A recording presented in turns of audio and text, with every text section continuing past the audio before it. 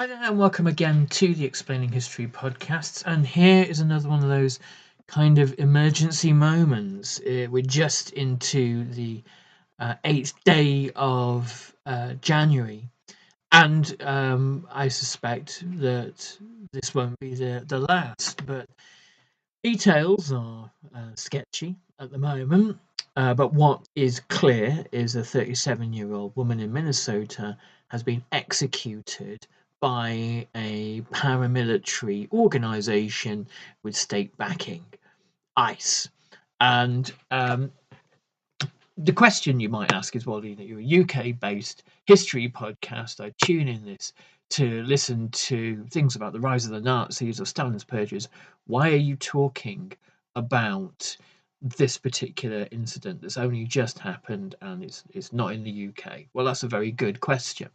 I talk about America a lot. I talk about the New Deal. I talk about Vietnam. I talk about Watergate. I talk about housing in suburbia in the 1950s. Talk about how American popular culture transformed the world. I talk about America constantly. And it's totally remiss of me, I think, to talk about America in a kind of fairy tale kind of way, that here are some events that happened in the past, and they're very tumultuous, but they're sort of all over now, and we can all get back to pretending that the past and the present have no kind of connection. A death squad, for that is what I think is the only appropriate term to refer to it as. A death squad in Minnesota has executed a woman who had just been returning from her child's school run. It's the kind of thing when you look at 1970s Chile or 1980s Argentina that you see. When you look at the development of the Brownshirts, and I've made this kind of connection before, after in early 1933, these kind of deputized thugs, these guys who had been kind of the bottom of life's barrel for almost a decade, who had basically fought for the Nazis for a little bit of beer money and the fun of smashing somebody's face in. And then they're kind of deputized in late 1932, early 1933, and for 6 months they're completely off the leash. They can do what they like, and they do things like this. As far as they're concerned, and I suspect this is probably the case with ICE agents, as far as they're concerned, they are the law, and they've been they were allowed to interpret it in whatever way they want. We're aware of camps like Dachau being established in 1933. These guys, the Brownshirts, were setting up their own little mini camps in warehouses surrounded by barbed wire, in cellars, in abandoned houses. They would just grab people off the street.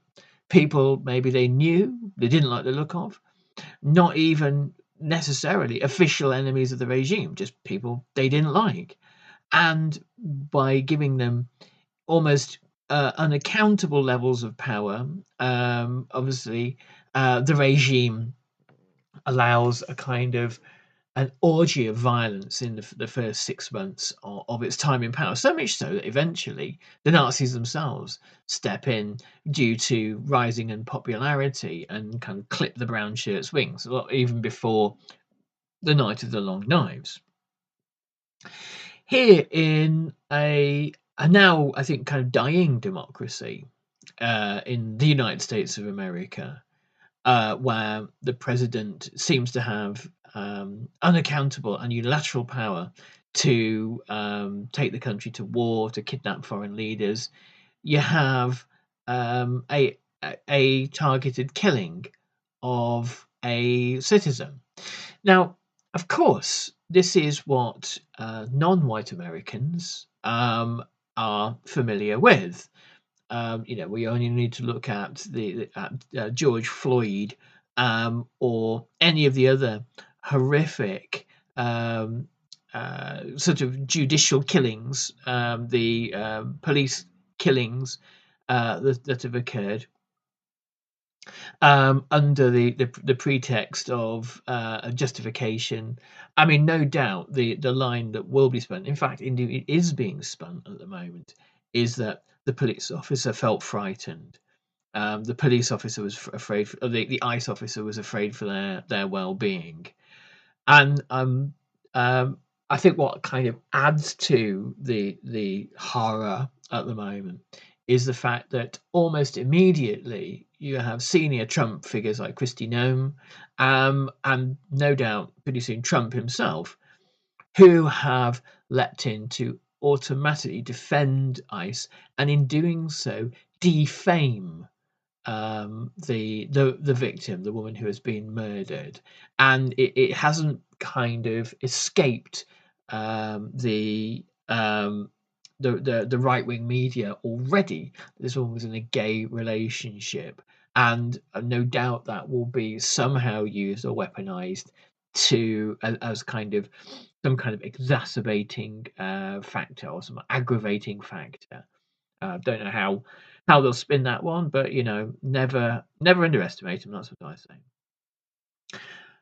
What does all this have to do with a podcaster from the UK?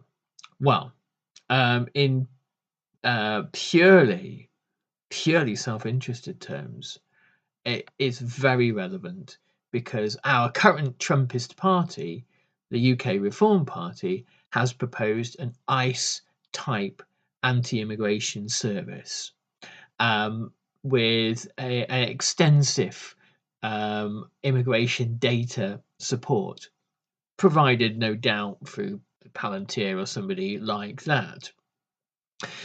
What they, in order for the levels of deportations that Reform UK want, not just deportations of recently arrived migrants or refugees or asylum seekers, but they're looking at something significantly bigger than that. They're looking at deporting people that have been here and had leave to remain for decades. And there is every reason to believe that it will spiral beyond that, because ultimately what both Reform in the UK and the MAGA Republicans in America are looking for is a whitening. They're looking to whiten their societies. They are looking to restore what it is they believe to be some kind of right of white European people to be dominant. Now, let's make no mistake. In America, in Great Britain, white people are dominant. There is a constant kind of diet from the political right of the equality has somehow gone too far, that we that it is now white people that are somehow discriminated against, and the remedial kind of effect is to restore majority whiteness to society. I mean, Great Britain is a majority white society. It'll be a long time before that's not the case. In America, white people will still, in the next 100 years, still make up the largest group of people, but they won't exist in an overall majority for very much longer. And that might not even be the case now. And this is at the heart, I think, of many anxieties of a kind of a colonial mindset country where stolen labor from Africa was put to work on stolen land and created unprecedented wealth and opportunity. And that's not to suggest that it's kind of everybody who has ever benefited from the crimes of British and American colonial classes is somehow kind of implicated. I don't believe that. I think there are many people of good intent and good faith who want a fairer society. I believe probably the woman who's been murdered by ICE was one of those. But there is a considerable and well organized, well funded, politically powerful movement to prevent any further decline in their eyes, as they see it, of the prospects of white people. And of course, you see people at the elites, at the elite level, people like Trump, people like Farage, utter cynics, all of them, who they have no interest whatsoever, really, in the lives or the affairs or the worries or the needs of working class people, white or otherwise. They know that fear and anger and resentment and a sense of dislocation caused by neoliberal policies, neoliberal economics, is the means by which you acquire political power. You seize that, capture it, weaponize it, and direct it, and that's how you acquire political power. And it's how you do it easily. You do it without promising anything meaningful. You do it without promising meaningful change, and you chiefly promise it without you promise it. You acquire it without promising meaningful economic change. You don't undo any of the economic wrongs done to the north of England or the Rust Belt of America through the earliest stages of neoliberalism. Instead, you do it through kind of implied threat and violence, which is what we see now. White supremacy can't be done peacefully and never is. I mean, that sounds like a pretty obvious thing to say, but there are varying different kinds of violence that are kind of employed. I mean, this open assassination that we can see today is clearly an indication of that. But in order to prop up racial orders, as we see in apartheid South Africa or Rhodesia, or the Deep South during the after the Reconstruction era, all the way up to the Civil Rights era and beyond, and various other kind of racial orders, Israel, Gaza. It has to be done through coercion and violence. What's happening is that in most of these instances, a minority group is being forced into a subordinate economic position. Racial violence in America was always traditionally a means of extracting labor from black Americans primarily, once slavery was no longer a prospect, and also it was a way of kind of policing a free group, free and in gigantic inverted commas, post slavery in the Reconstruction era and beyond, in the Jim Crow era, to ensure that they didn't grow or even consider growing beyond those narrow parameters of where they were allowed to exist. The kind of the Howard Zinn argument, and I don't necessarily believe in everything in Howard Zinn puts forth, but his argument about the, the the imperative of white capital to divide black, white, Native American, Latino working classes and others, and to ensure that there is no kind of cross-racial working class solidarity. There's abundant evidence for that throughout American history. And we're in another iteration of that now. But I think it's not going to work. I think that there will be such a howl of outrage from coast to coast about this dreadful murder that it will shake the Trump administration. Now, the problem then is that were this any other president, there might be lateral thinking, a way of politically maneuvering. You look at Kennedy, Johnson, even Nixon during the civil rights era, that there might be a way of politically moving and managing discontent and managing outrage and managing anger. Not Trump. He's not got the capacity for that, and he is surrounded by people like Miller, for example, who are essentially Nazis. And I don't say that lightly. What I don't like doing on this podcast is cheapening the term Nazi or fascist. It should be rolled out when it's most appropriate. And someone like Stephen Miller is abundantly clear to virtually even the most casual onlooker that this man is a Nazi and has almost identical views.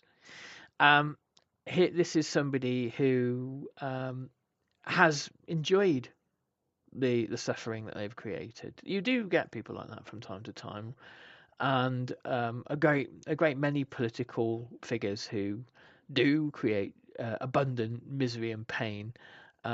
You can perhaps give them at least the benefit of the doubt that it is kind of more stupidity than malice. Not in this man's case, I don't think. I think he is an example of a kind of intense sadism where the suffering and the pain of other people is something that he seems to actively relish. Anyway, stepping away from the armchair psychology, we're living a dreadful moment of crisis. We live in a moment where essentially all the assumptions that guide us through liberal democracy, all these assumptions are up in the air. We live in we live in a moment where the country that has prided itself on being the beacon of freedom practices arbitrary arrest. It has the largest carceral state in history. It allows its officers, its utterly unregulated ICE officers, to murder with the actual backing of the various kind of government minister stroke apparatchik stroke commissar who is there to really to justify at all length. One of the reasons I think that Member Week is on at Lowe's. Get up to 40% off hundreds of items like appliances, home essentials, decor, and more. Perfect for your January reset. Plus, earn 5 times the points on an eligible purchase. Shop member deals in-store and online from January 8th through the 14th. Still not a member? Join for free today. Lowe's. We help, you save. Point boosters subject to exclusions and more terms apply. Loyalty program subject to terms and conditions. Visit Lowe's.com/terms for details. Subject to change. Someone like Kristi Noem is happy to do this, not to react with horror and say, "Oh, bad agent who did this thing that I didn't authorize," is because part of the MAGA ideology, part of the MAGA kind of system, requires impunity. It requires the ability to say to the country at large, "There's nothing you can do. Our people, our way of being part of this nation, our notion of Americanness is in charge now and forever, and there is nothing you can do except suck it up, cry more liberal." And the fact that you have that a gay woman has been murdered again will filter into the kind of this stew of prejudices and inchoate anger that is motivating America. This is one of these moments, rather like when America experiences like an epic high school shooting, Parkland type thing, where it becomes hard to see how a society that is so violent can carry on in a kind of cohesive manner. And it's where the kind of the constant right-wing discourse around civil war actually starts horribly to look plausible. I mean, of course, a 21st century civil war won't look like Gettysburg. It will look like Sarajevo. It will look like Northern Ireland. That's what it will look like. And so one can ask, has it in part arrived? You know, is this sort of, is this evidence of it? Or a woman being shot dead in her car while her neighbour, a doctor, desperately asks to try to help her, and a nice agent says no, and they simply stand there and watch her die. Who knows? It's difficult to call. And I'll say I don't want to actually be one of these provocateurs stoking the flames and suggesting that the apocalypse is upon us, because that is the rhetoric of the other side, and let's not go there. So, to those listening in America, these are the observations of somebody from outside your society, and the observations of probably people from around the world looking inwards. And obviously, this is one event, one particularly extreme event, and one should not confuse this with a kind of necessarily a wider picture. One should also be willing to accept that potentially a wider picture, a wider context, it does exist, and maybe these sorts of things are happening rather a lot. I do know when I spoke with the brilliant academic last year, Erica Verba, about Violeta Parra, the Chilean folk musician. Erica, at the end of the podcast, specifically wanted to talk about the threat to her non-white students, her immigrant students in Los Angeles at this very moment. So it's find I'll see if I can put a link below to that episode. Please listen to it, because the messages that she was telling, trying to inform the rest of the world about in that moment, here we are in this moment of horror. I hope that there is a wave of peaceful protest in America that is commensurate with this shocking event, that will be reminiscent of the protests after the Kent State shooting in Ohio in 1970.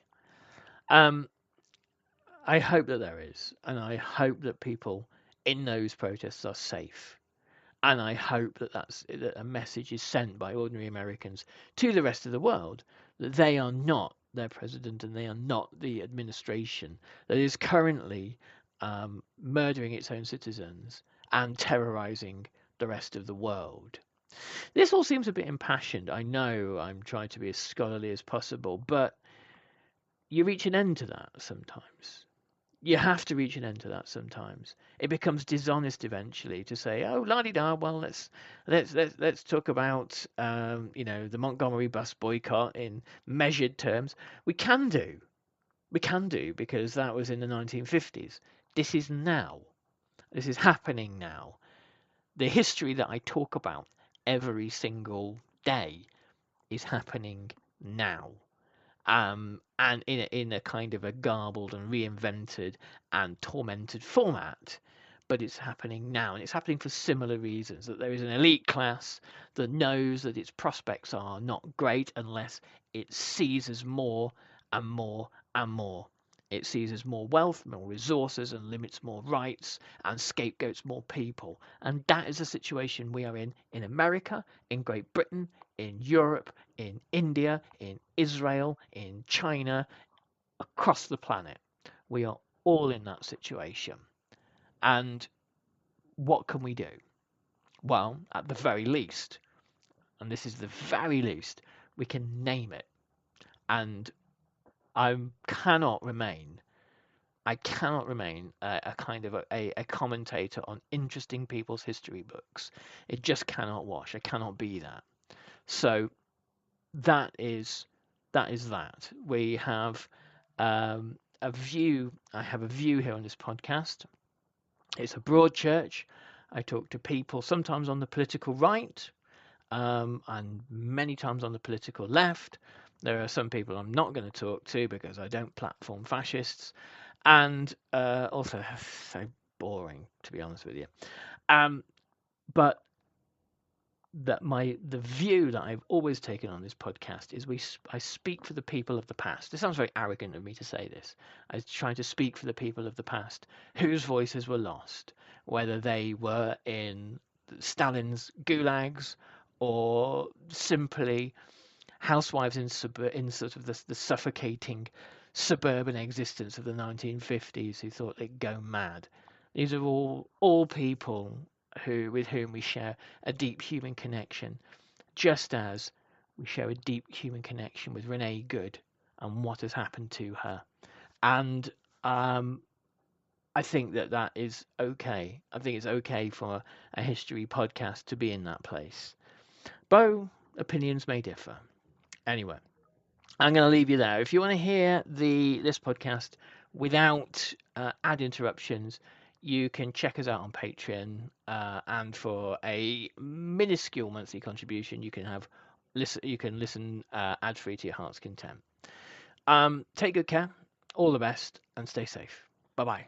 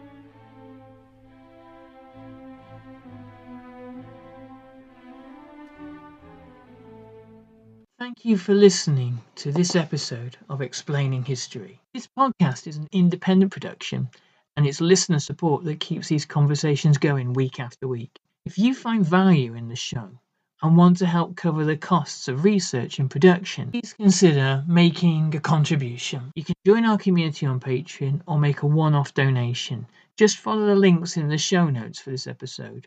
Every bit of support is truly appreciated.